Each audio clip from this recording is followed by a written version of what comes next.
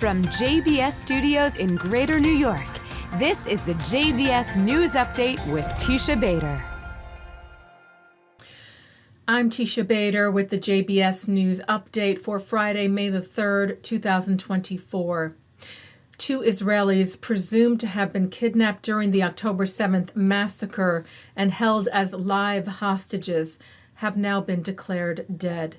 Kibbutz Be'eri, one of the Israeli communities ravaged on October the 7th, said that 49-year-old resident Dror Or was murdered that day, his body being held by Hamas in Gaza.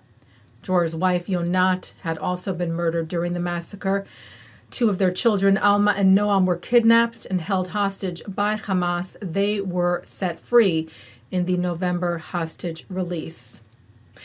And the IDF said today that 23-year-old Eliakim Liebman, who was thought to have been kidnapped by Hamas on October the 7th, was in fact murdered that day, saying that his body was found in Israeli territory. According to the Times of Israel, Liebman was working as a security guard at the Nova Music Festival on October the 7th during the attack and had stayed for hours treating the many wounded there until he himself was killed.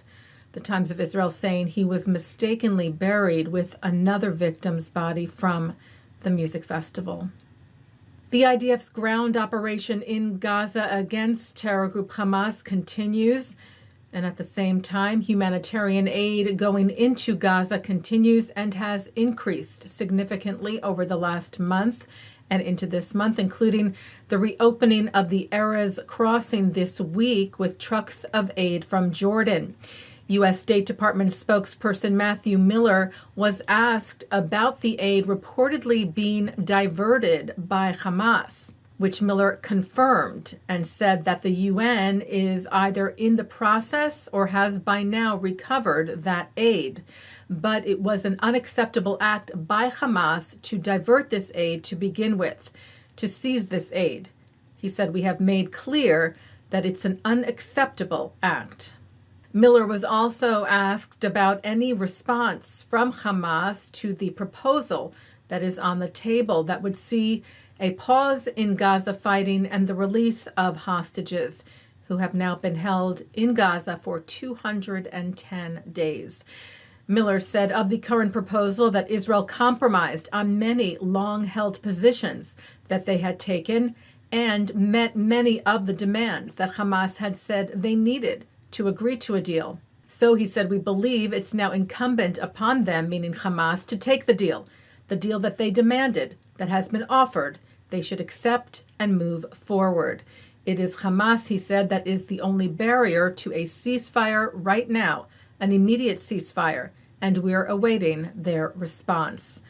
When asked, "Why do you think they've taken so long?" Miller answered, "I am not at all going to put myself in the heads of the leadership of Hamas, but I will say every day that goes by without a ceasefire right now is on Hamas, because they are the ones that are holding up an answer to this proposal, and they are the ones that are holding up reaching an immediate ceasefire that would help alleviate the suffering of the Palestinian people in Gaza."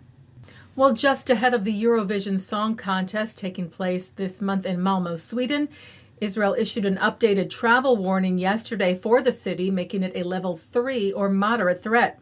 Malmö, it said, is known as a center of anti-Israeli protests, and security was high for Israeli singer Eden Golan, who, speaking before her departure, said she was just focused on doing Israel proud.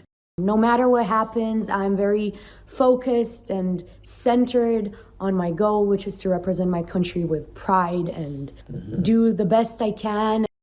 Golan was also given a special send-off by El Al when she left for Malmö a few days ago. Golan held a second rehearsal today of the song Hurricane that will represent Israel at the competition. Every day I'm losing my mind, holding on in this mysterious ride, dancing in the storm. I got nothing to hide. Take it all and leave the world behind. Baby, promise me you'll hold me again.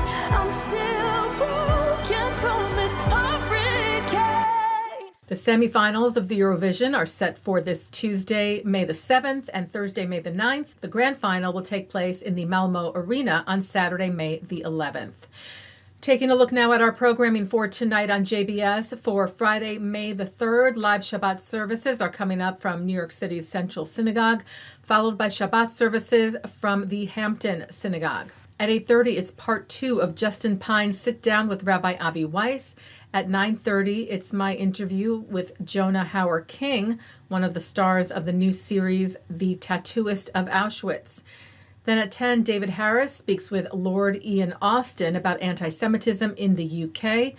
At 10:30, a replay from the Hampton Synagogue, followed by a replay from Central.